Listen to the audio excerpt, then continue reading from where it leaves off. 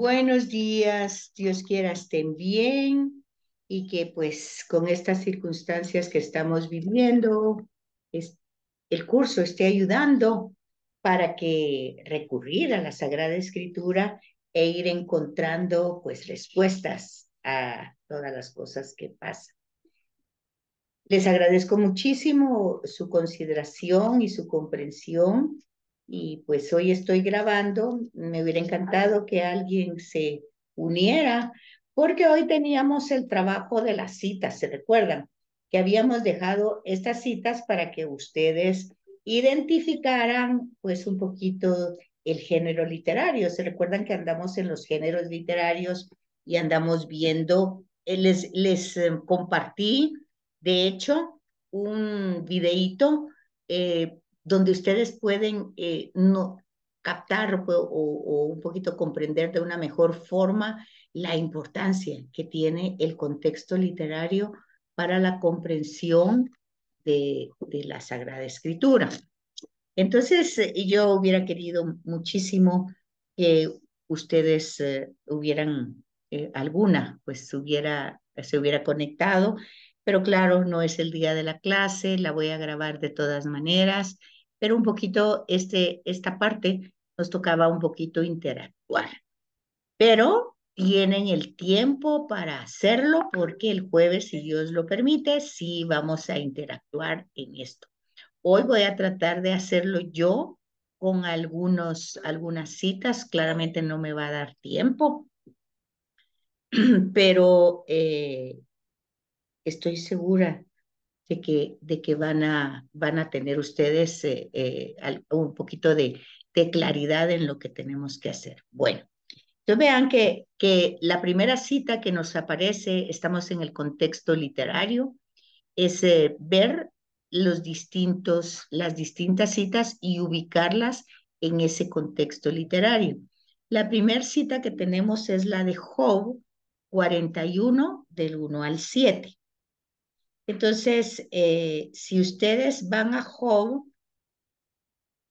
se van a dar cuenta de algo interesante, que es lo que les digo.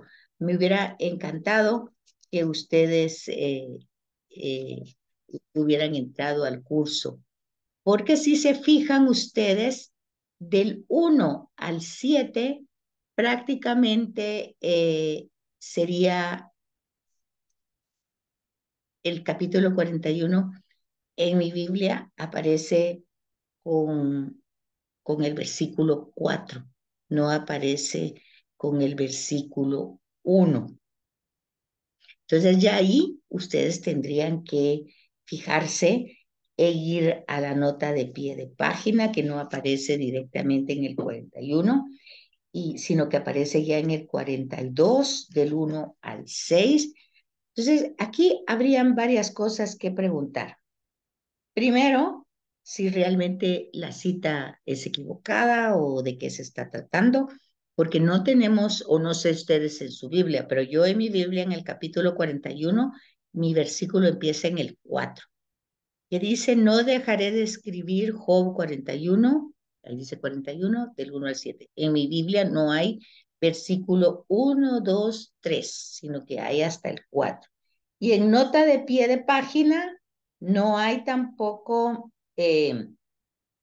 no hay una especificación, solo dice en nota de pie de página del 46 al 41-26. Entonces en el 41 va incluido obviamente el versículo, los versículos del 1 al 3.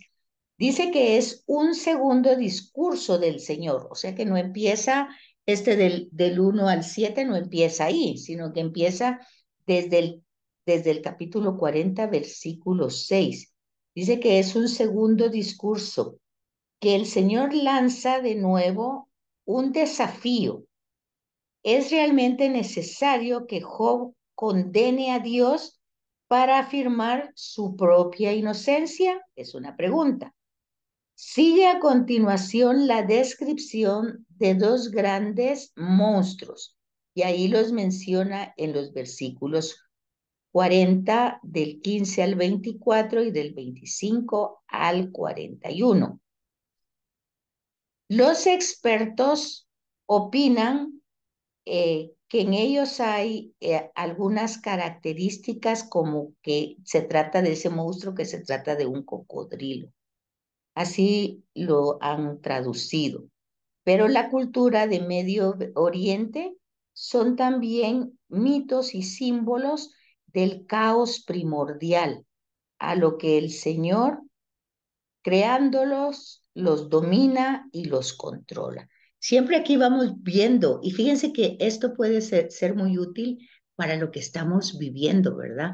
Que aunque no estamos viviendo a un cocodrilo, estamos viviendo un caos que está ahí, que no lo ha provocado Dios, pero que tampoco está eh, como que está fuera del alcance de Dios. Pues no, aquí el texto de Job nos ayuda un poquito a ver que Dios controla todo, Dios sabe todo y que no nos podemos quedar en esas ideas mitológicas. Dios desafía pues a Job. ¿Puedes tú acaso pasar una soga por las narices de este? ¿Podemos nosotros hacer algo para cambiar esta realidad? ¿Puedes tú capturarlo? Está hablando de ese cocodrilo, ¿verdad? Ambos se pavonean por el mundo embistiendo y atacando para hacer que todo regrese al caos. Sí, lo que le interesa siempre es provocar miedo, caos, destrucción. Y sin embargo, Dios no lo destruye, los controla. Fíjense qué bonito para poderlo tomar en cuenta en las circunstancias que estamos viviendo, ¿verdad? Dios no destruye nada, pero Dios controla todo, no está fuera de su alcance.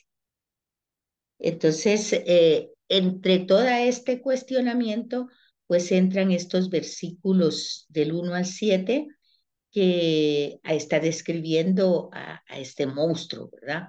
Y que yo más creo que lo que entra aquí en lugar del 41 sería el 42, creo yo, que es Job respondiendo al Señor. Todas estas, o sea, Job ha hecho una serie de preguntas y de acusaciones a Dios para probar su inocencia. Entonces Dios le hace todo un recuento de todo lo que existe en el universo y todo lo que él ha hecho y tal vez Job no se ha dado cuenta. Entonces aquí la respuesta de Job es, respondió al Señor, que a mi parecer es la cita que está equivocada, no es 41 del 1 al 7, sino es 42 de 1 al 7, la respuesta de Job. Y dice, Job respondió al Señor, reconozco que lo puedes todo y ningún plan es irrealizable para ti. Yo, que nada comprendía, puse en duda tu providencia. Es cierto, hablé de cosas que no entendía, de maravillas que superan mi comprensión. Tú has dicho, escúchame, que voy a hablar. Voy a interrogarte y tú responderás. Entonces viene Job y dice, te conocía solo de oídas. Ahora te han visto mis ojos. Por eso retiro todas mis palabras y me arrepiento echándome polvo y ceniza. Cuando el Señor terminó de decir esto, Job se dirigió a los amigos que tenían ahí. Bueno, entonces a nosotros nos toca encontrar esta parte del 1 al 7, ¿verdad? Y realmente nos damos cuenta que es el epílogo. Y entonces vamos a la nota de pie de página que nos ilustra, pues ya, entonces estamos ubicados en el género literario, epílogo, o sea, la parte final. Y la nota de pie de página nos dice, el libro concluye con un epílogo en prosa. Fíjense, aquí en la nota de pie de página ustedes ya tienen clasificado el género literario. Es un epílogo en prosa. Job es reivindicado por Dios. La conclusión se desarrolla en 3 escenas.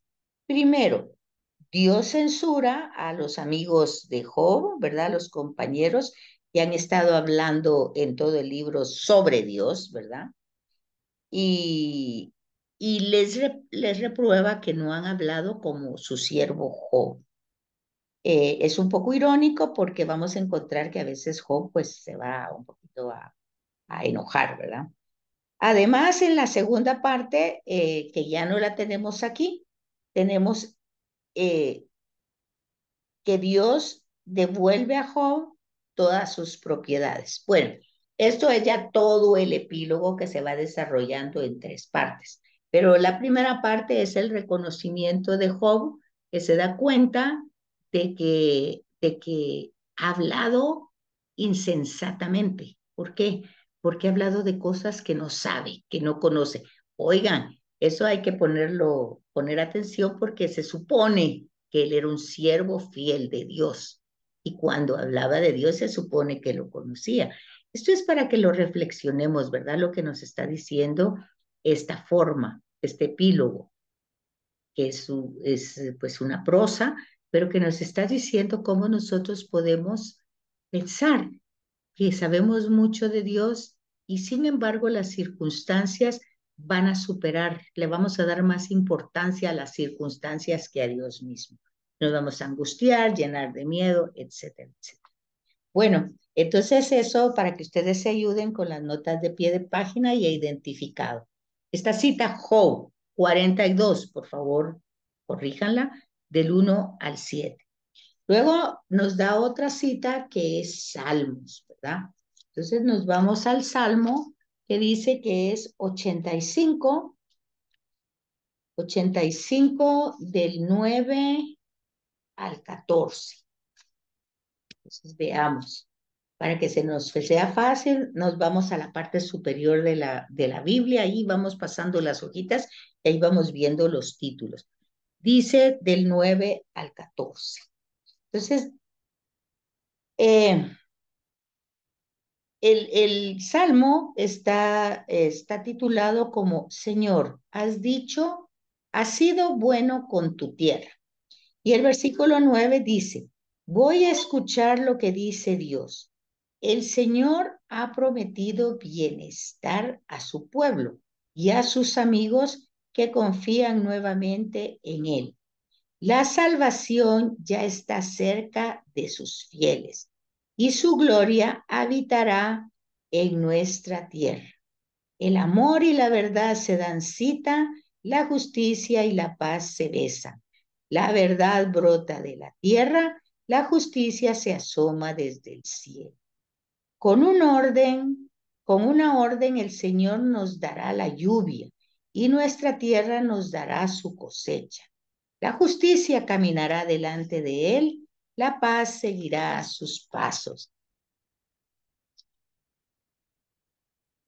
Fíjense que aquí sí llega al final del salmo, y obviamente cuando se trata de un salmo, pues ya sabemos el género literario, ¿verdad? Una salmodia, pues lo único que tendríamos de que clasificar qué clase de salmo es, porque hay salmos de alabanza, salmos imprecatorios, o sea, donde estamos pidiendo la venganza, salmos de petición, o sea, cuando estamos hablando de salmos, estamos hablando de oraciones.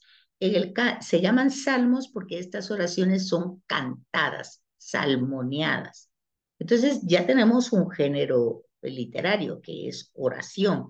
Pero ahora tenemos que clasificar qué tipo de oración es. Y entonces es una oración de reconocimiento, porque dice, Señor, has sido bueno con tu tierra. Y entonces está alabando, pero también está exhortando a escuchar lo que dice Dios. Y a esa escucha es en relación a lo que Dios promete, ¿verdad? A, a sus fieles.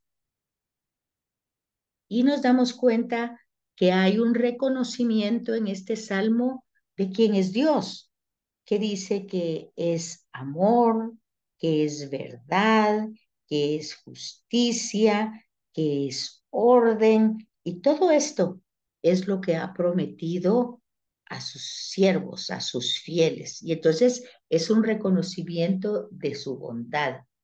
Entonces, eso es una oración de alabanza, de reconocimiento y al mismo tiempo, aunque aquí no aparece la palabra gracias, pero de alguna manera, Señor, has sido bueno con tu tierra, pues es un reconocimiento y alguna manera, alguna forma de agradecer. Aunque si vamos a la nota del Salmo, él nos va a ir clasificando y sí nos va a decir que aunque lo que nosotros leemos no está como acción de gracias del versículo 9 al 14, está diciendo que es una acción de gracias y que esa acción de gracias la pueden ustedes verificar del versículo 2 al 4, ¿verdad? Y, de, y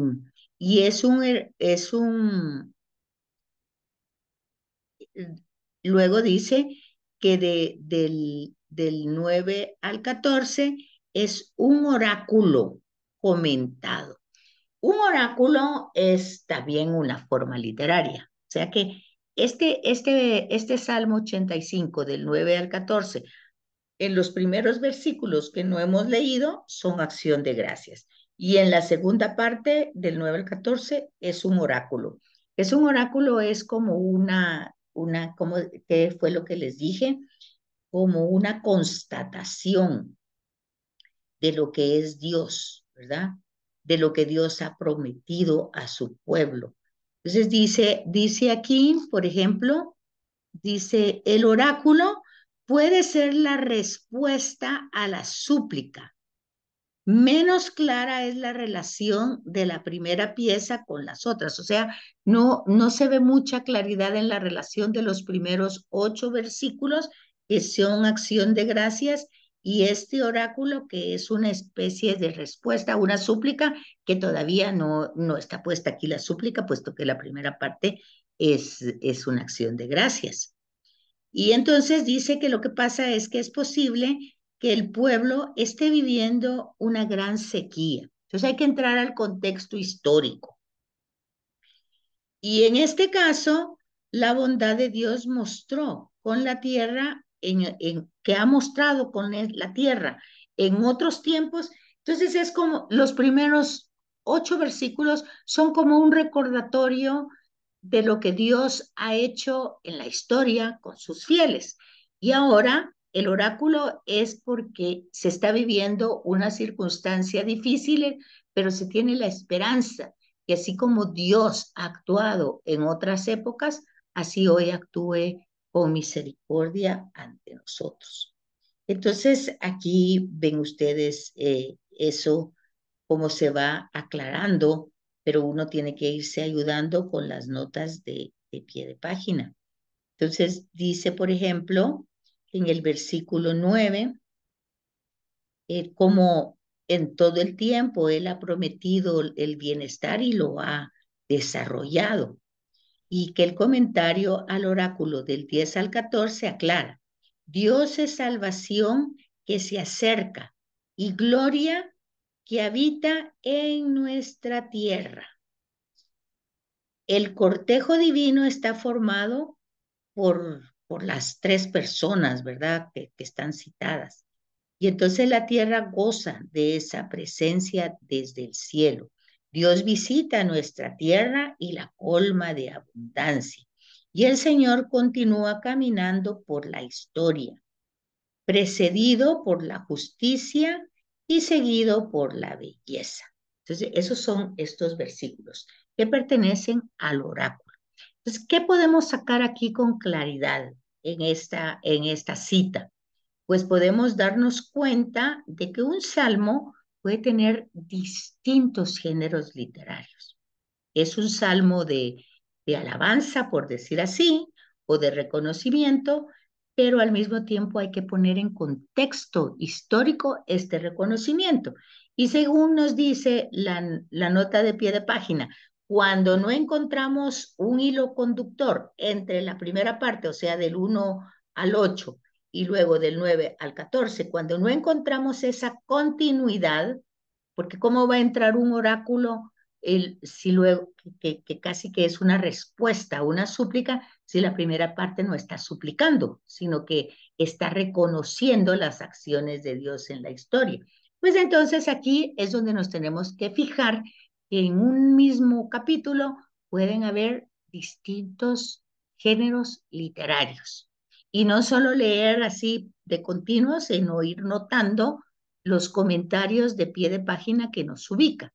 Entonces, la primera parte pertenece a un sumario reconociendo las acciones de Dios en la historia. Y luego el oráculo que pertenece a la circunstancia histórica que se está viviendo, que dice el comentario, es posible que sea un tiempo de sequía. Pero lo importante del oráculo es tomar en cuenta que Dios no se desatiende de nuestra historia. Fíjense si no lleva esto mucho sentido para lo que estamos viviendo hoy, no solo en Guatemala, sino en el mundo. Pareciera que todos han entrado en conflicto y en un caos profundo. Sin embargo, estas circunstancias no demuestran que Dios se ha abandonado, que no nos escucha, que hay que pedirle una oración, Señor, escúchanos, mira, ¿por qué estás sordos? Claro, encontramos unos salmos así, pero no es este caso. En este caso, pues es ante una circunstancia difícil, la certeza de que Dios, por eso se introduce el oráculo, porque el oráculo es Dios hablando, ¿verdad? Y diciendo lo que hace, que camina en la historia, que no se encarnó en la historia para luego dejarla abandonada, sino va caminando con nosotros el espíritu del resucitado. Bueno, luego la cita nos lleva a Hechos, que Hechos pues lo encontramos en el Nuevo Testamento, ¿verdad? Después del Evangelio de Juan, y se va del capítulo 10 al versículo del 1 al 8. Prácticamente este capítulo es importante porque es prácticamente la ruptura que hay del judaísmo con el cristianismo. O sea, hay una desmembración, por decir así, y es del versículo 1 al 8. Y habla de Pedro en la casa de Cornelio. Dice que vivía en Cesarea un tal Cornelio, capitán de la corte itálica, hombre piadoso que veneraba a Dios, con toda su familia. Hacía muchas limosnas al pueblo y oraba constantemente a Dios. A eso de las 3 de la tarde, vio claramente en una visión a un ángel de Dios que entraba en su habitación y le decía, Cornelio. Él lo miró asustado y le dijo, ¿qué quieres, Señor? Le contestó, tus oraciones y limosnas han subido a la presencia de Dios y son tenidas en cuenta. Ahora, envía gente a Jaffa a buscar a un tal Simón, por sobrenombre Pedro. Se aloja en casa de Simón el curtidor, al lado del mar. Cuando se marchó el ángel que le hablaba, llamó a 2 criados y un soldado piadoso y de confianza. Les explicó el asunto y los envió a Jaffa. Al día siguiente, mientras ellos iban de camino y se acercaban a la ciudad, Pedro subió a la azotea para orar. Como era cerca del mediodía, sintió apetito y quiso comer algo. Mientras se lo preparaba, cayó en éxtasis. Vio el cielo abierto y un objeto como un mantel enorme descolgado por las 4 puntas hasta el suelo. Contenía toda clase de cuadrúpedos, reptiles y aves. Y oyó una voz. Vamos, Pedro, mata y come. Pedro respondió, de ningún modo, Señor. Nunca he probado un alimento profano o impuro. Fíjense que hasta ahí está la cita. Pero luego sigue en el 16, en el 15 y el 16. Por segunda vez sonó la voz. Y bueno, y el 16, esto lo repitió 3 veces. Mientras Pedro, desconcertado, se interrogaba sobre el significado de la visión. Entonces, fíjense que para yo captar, pues tengo que leer un poquito más y ver de qué se trata para entender el contexto. Pero nos vamos entonces a la nota de pie de página para nosotros un poquito ubicarnos. Y la nota nos hace comentarios desde el versículo 1 al 33, aunque nosotros tenemos hasta el 8, ni siquiera hasta el 10. Dice que si hemos de juzgar por el espacio empleado, este relato que sabemos llamar la conversión de Cornelio es uno de los más importantes del libro.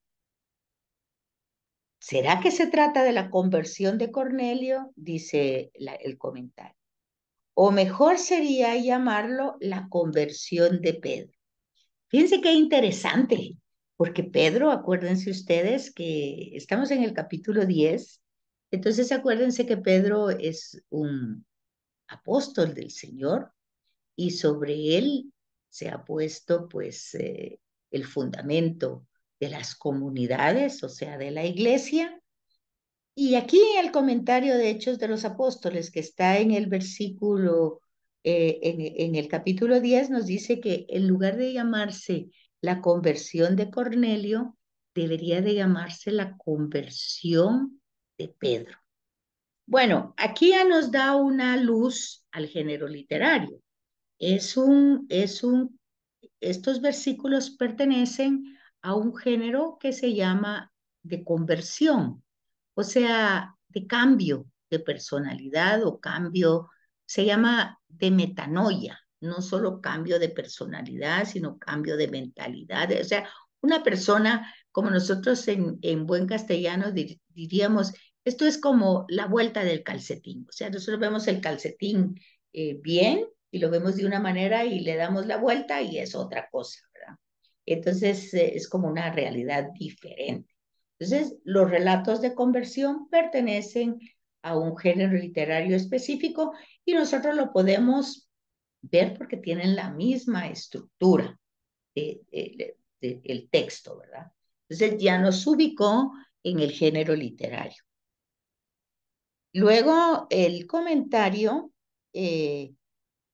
que ya ubica como la conversión de Pedro, que es importante darse cuenta que la conversión no pasa de un día para otro, sino cómo se tiene que ir teniendo un proceso donde muchas cosas se van dejando.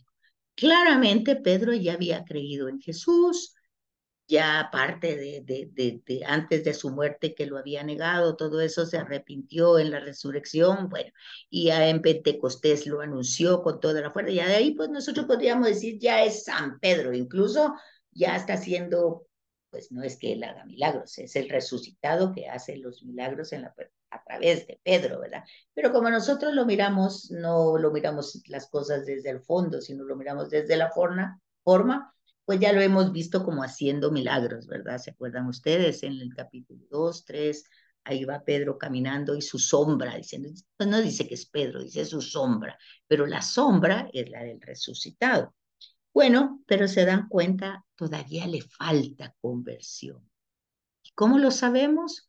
Porque resulta que todavía él, pues, tiene ciertas reminiscencias judías que no le permiten aceptar el mensaje libre de Jesús. Y entonces, esto se refiere a los alimentos. Pues los judíos no comen nada de estos alimentos que le aparecen ahí, ¿verdad? Todos los cuadrúpedos, ellos no comen pezuñas, no, nada de impuro. En fin, hay una serie de rituales y de prejuicios en relación a la comida. Y acuérdense que Cornelio es un pagano, ¿verdad? Que él come de todo.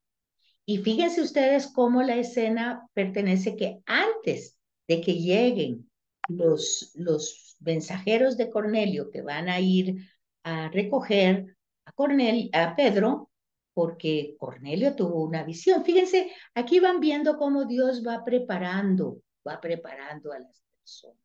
Primero Cornelio tiene una visión de que vaya a recoger a Pedro. Bueno, ya, y fíjense, es tan lindo, es tan descriptivo como Dios le dice dónde está, en vecino, por dónde, le da todo, es casi como Google Map, Dios ahí dándole todos los lineamientos para que encuentre a Cornelio. Pero luego el relato pasa a Pedro, que está en la azotea, que va a ir a comer algo, pero antes de eso tiene una visión y se le presenta toda la comida. Claro, lo está presentando, lo está preparando para la ida a la casa de Cornelio Pagano, donde va a encontrar todo tipo de alimento. Pero él tiene que ir preparado, no tiene que ir con esos prejuicios, porque si él llega con esos prejuicios judíos, pues a saber qué va a pasar con Cornelio, ¿verdad? Que ya vimos que es un hombre piadoso, cree en Dios, pero es pagano. Entonces dice aquí el comentario, Cornelio está abierto al Evangelio y no se resiste. El Evangelio está llegando a los paganos y Pedro duda y se resiste a abrirle las puertas por estas realidades, ¿verdad? Por estos prejuicios alimenticios. La intervención de Dios va a dar un vuelco dramático a la situación y ambos, Cornelio y Pedro, van a ser los protagonistas de un cambio radical en la iglesia naciente.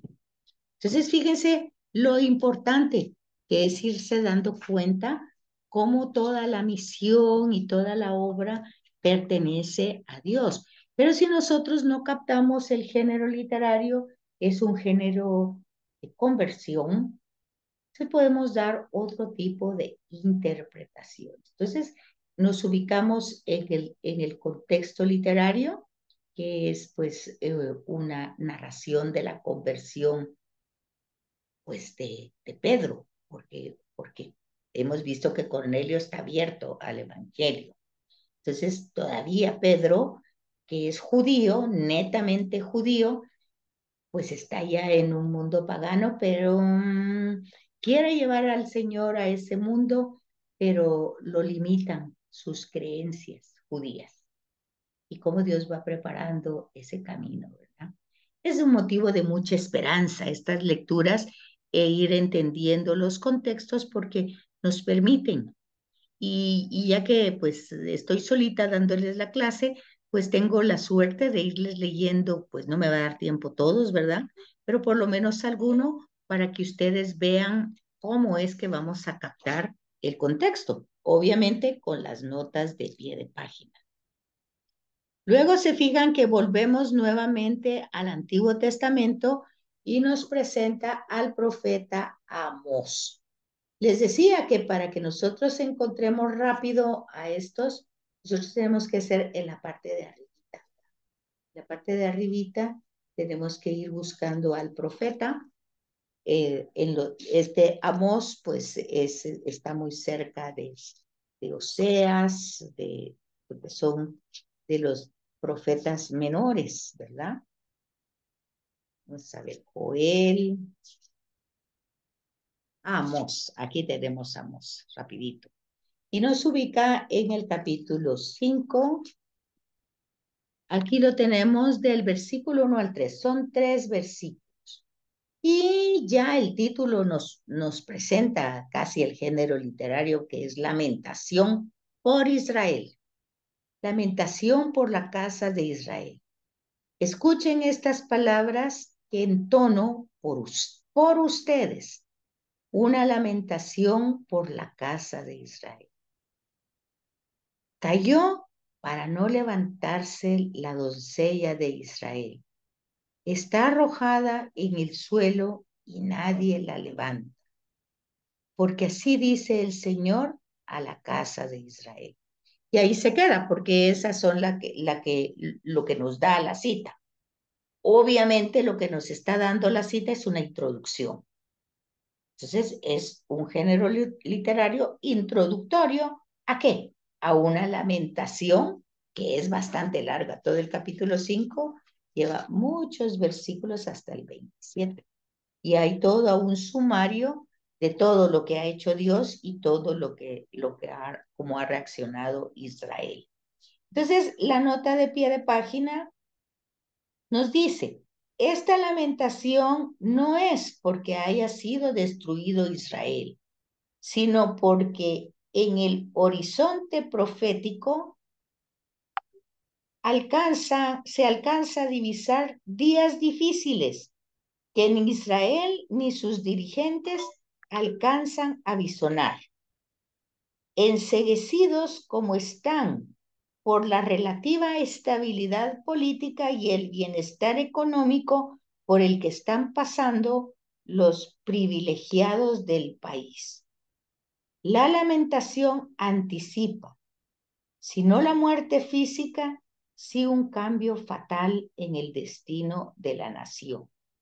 Esta lamentación se va alternando con mensajes de invitación a la conversión. Bueno, pues ya se fijan, aquí solo estamos en la introducción a un gran género literario de lamentación.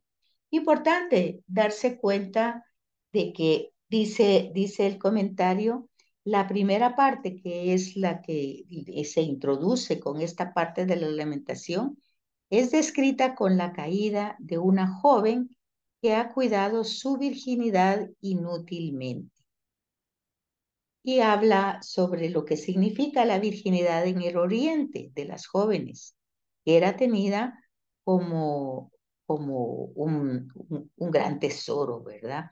Y dice que según parece así es en la actualidad, algo de mucha estima. Una joven que había perdido su virginidad debía ser repudiada de su casa. Incluso debía pagar con la vida esa mancha de honor a la familia.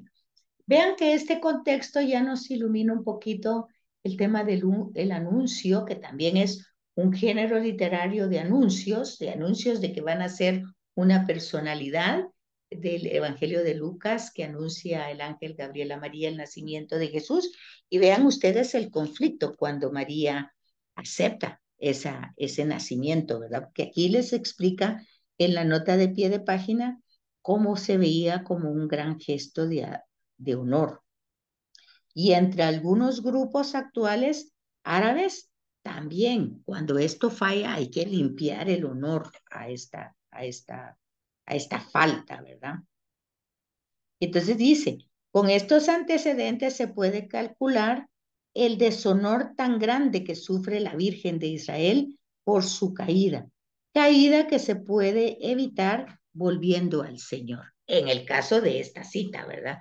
En el caso de María, pues es totalmente diferente. Ahí tenemos que ver las diferencias de géneros literarios, porque si no, le damos la misma interpretación.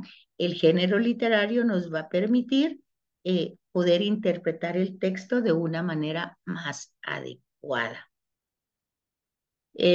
Yo espero que estén un poquito captando este esfuerzo para ir comprendiendo más adelante, ¿verdad? Cómo ustedes, no sé si ya lo habían hecho, pero si no lo habían hecho, pues darse cuenta cómo es que lo deben de hacer.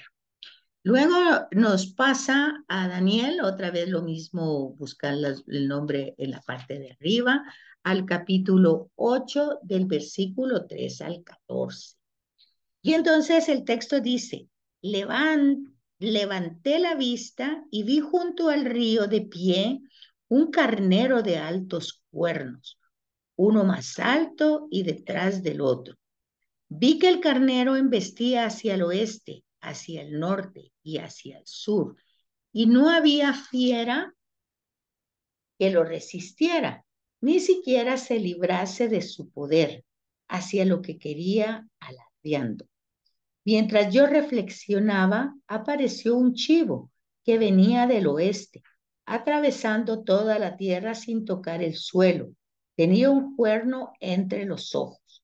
Se acercó el carnero de los dos cuernos que había visto de pie junto al río y se lanzó contra él furiosamente.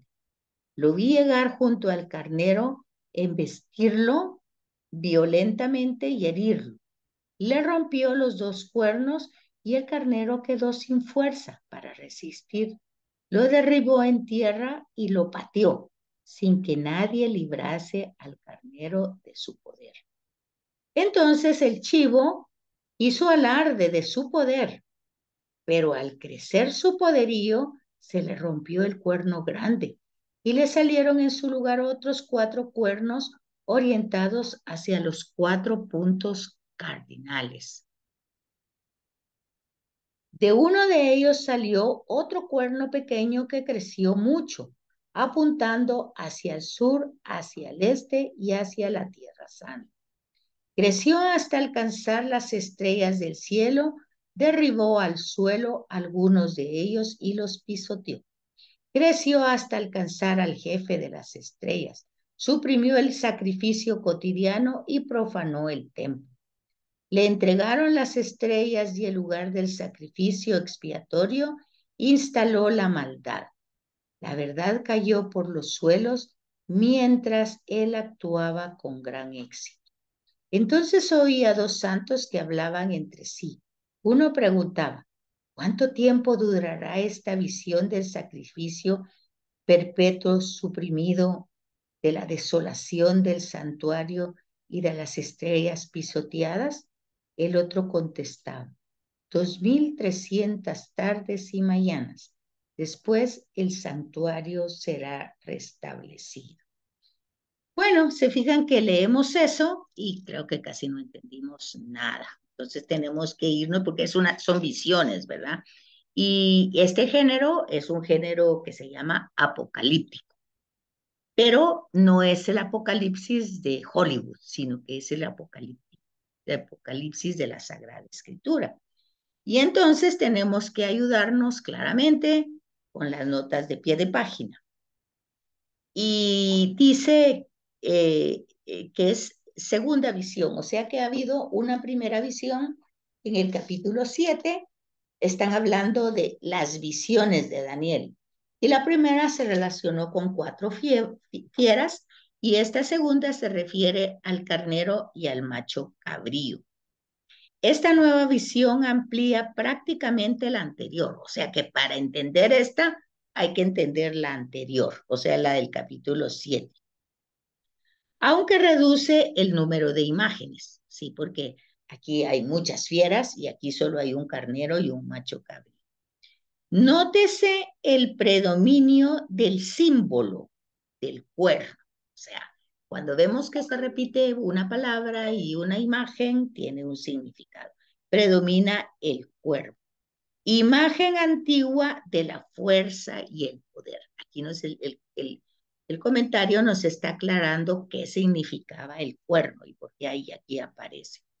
Los 2 animales representan al imperio persa y al imperio griego. Entonces, si nos ubicamos en tiempo, ¿se acuerdan? Los persas fueron los que regresaron, fue Ciro de Persa que regresó a los judíos que estaban en Babilonia. O sea, los persas fue el imperio que dominó a los babilonios y les regresó a los judíos a su tierra. Y es lo que hablábamos anteriormente, cuando Esdras y Nehemías encuentran el rollo y se empieza nuevamente a reconstruir el segundo templo que había sido destruido por los babilonios. Pero después de los persas vienen los griegos, un imperio nuevo con Alejandro el Magno, que va entonces a sentir que tiene más poder y de hecho va a dominar muchas áreas. Entonces estamos ubicados ya. Género literario apocalíptico. Ese es el contexto literario. El contexto histórico, 300, 200 años antes de Jesús, con el imperio persa y el imperio griego. Están dominando, obviamente, a los judíos. Los cuernos pues representan ese poder. Y entonces dice aquí con claridad, los cuernos del chivo serían sucesores griegos del conquistador Alejandro Magno. El último cuerno que alcanza proporciones cósmicas. Es contemporáneo del redactor. O sea, esto está redactado posteriormente. Y es quien va a poder, es el que tiene más poder y quien más expande ¿la qué? La maldad. Bueno, después de los romanos, de los griegos, casi, pues todavía faltan como 100 años para que entre los romanos hay una serie de cambios, pero van los romanos, es el tercer imperio fuerte que pues abarca parte de Europa, Asia y África. Entonces, ubicamos esta cita de Daniel entre el contexto literario apocalíptico y ya hicimos la aclaración que no se trata del apocalipsis de Hollywood, sino que se trata un, de un género literario que habría que leer la introducción de Apocalipsis para que ustedes tengan claro de qué se trata este género literario. Entonces, yo creo, bueno, todavía podemos leer uno más, pero sí les dejo que lean, por favor, la introducción de Apocalipsis para que capten este género literario y podamos comentar el jueves, si Dios lo permite, la riqueza de este género, que no se trata de destrucción de todo. Pues aquí ven una serie de símbolos, entonces podemos entender que el género literario está desarrollado por muchos signos que obviamente tienen un significado que ya lo tienen en la cultura, ¿verdad? Y que son tomados de eso. Es como para hablar en clave, algo así. El género apocalíptico es como una escritura en clave, que se van entendiendo los signos y van comprendiendo lo que se está narrando, pero hay que ponerse en el contexto histórico, por eso les decía, es un periodo de los persas, luego de los griegos y luego de la entrada de Roma. Entonces, es ir viendo todo ese panorama e ir entendiendo como en clave lo que está diciendo Daniel, ¿verdad? Bueno, yo espero que lo que ustedes están captando aquí, si hay dudas, que me lo pregunten el jueves, porque pues ahorita estoy dando la clase en solitario, pero se las voy ya está grabada y se las voy a pasar, por supuesto, ¿verdad? Para que la puedan escuchar.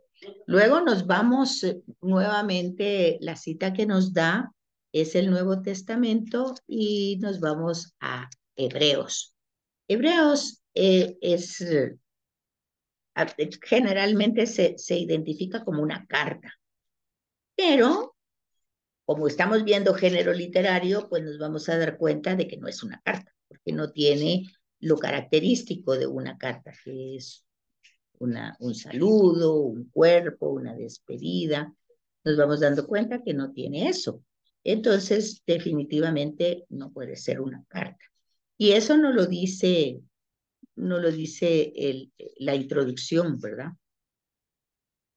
En algunas Biblias, Hebreo está al principio de Hechos de los Apóstoles o a principio de las cartas, ¿verdad?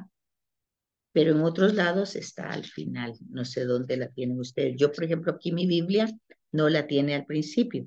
Entonces la va a tener obviamente antes del Apocalipsis. Fíjense que no la tienen en ningún lado, no está aquí. Desapareció la carta a los hebreos en mi Biblia, no la encuentro. Qué extraño, porque está Hechos de los Apóstoles, está Juan, y tendría que estar aquí, Hebreos, tendría que estar después de Hechos de los Apóstoles, pero a mí me parece la carta a los romanos. A ver, ya lo encontré. Fíjense que está después de Filemón, vamos a ver, antes de la primera carta, antes de las cartas católicas. Ok. Pues como les decía, Hebreos aún en esta Biblia se presenta como carta. Pero luego en la nota dice que más que una carta, este escrito parece una homilía. Ok, aquí tenemos ya la clarificación del género literario, que es lo que estamos trabajando. Dice, más que una carta, parece una homilía pronunciada ante unos oyentes o un tratado doctrinal que interpela a los lectores. Perfecto. Ya nos dimos cuenta que no es una carta porque no tiene la estructura de la carta. No dice, no es una carta porque no cuenta con la clásica introducción de las cartas, que es el saludo, la acción de gracias, la súplica, y luego el cuerpo de la carta, lo que vaya a hacer, luego una conclusión escueta y muy formal. Bueno, entonces no cuenta con esto. Aquí dice que el autor ha utilizado recursos importantes de oratoria con los que llama la atención de una manera cuidadosa para exhortar. Entonces parece más bien una homilía, un discurso, una exhortación. Ahí ya ubicamos el género literario, que es lo que estamos haciendo. ¿Y cómo lo hice? Pues lo hice leyendo la introducción del libro, ¿verdad? Porque todo el libro es clasificado como carta, pero pues ya les decía yo que no pertenece a ese género literario epistolar. Luego nos ubica en el capítulo 3, del versículo 1 al 6. Y en mi Biblia está titulado esto como Jesús y Moisés. Y del versículo 1 al 6 dice, por tanto, hermanos, ustedes que han sido consagrados y participan de una misma vocación celestial, piensen en Jesús, el apóstol y sumo sacerdote de nuestra confesión, o sea, de nuestra fe, ¿verdad?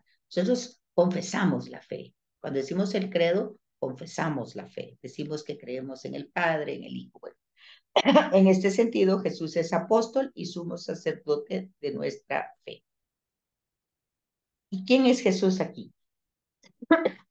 Él es fiel ante Dios, que lo nombró para este servicio, como lo había hecho con Moisés. Más digno de gloria que Moisés, porque es más estimado el constructor de la casa. Toda la casa es construida por alguien, pero el constructor de todo es Dios. Entre todos los de su casa, Moisés era un servidor fiel para garantizar lo que Dios iba a decir. Cristo, en cambio, como hijo, está a cargo de la casa, y esta casa somos nosotros, si mantenemos la confianza y nos gloriamos de la esperanza. Si se dan cuenta, es una metáfora. Entonces tenemos en el capítulo 3, tenemos que no es una carta, Hebreos, que es una homilía o una exhortación, y que estos versículos del 1 al 6 empiezan con una metáfora. Bueno, les quedan los restos. Espero escuchen la clase para que el jueves puedan participar y les deseo una semana confiando en el Señor, que no se le han salido las circunstancias de las manos. Al contrario, es el Señor, el Dios de la historia, y Él maneja todas las historias y sabe hacia dónde las dirige. Amén. Feliz semana.